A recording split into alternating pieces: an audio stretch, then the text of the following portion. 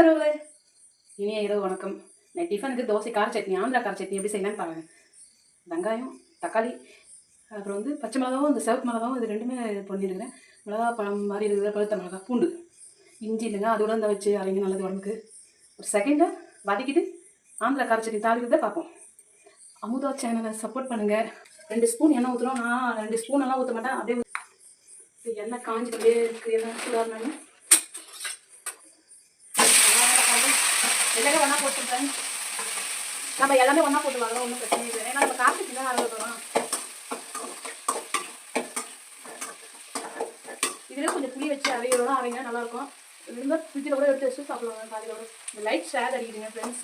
என்ன பண்ணுறது, இதான் ஃபஸ்ட்டு கேமரா எப்படி வச்சாலும் இதாகுது. நம்ம தக்காளி வெங்காயம் வரது கொஞ்சம் நேரம் வதக்கிட்டு நல்லெண்ணெய் இருந்தால் நல்லெண்ணெய் ஊற்றி காலைங்க.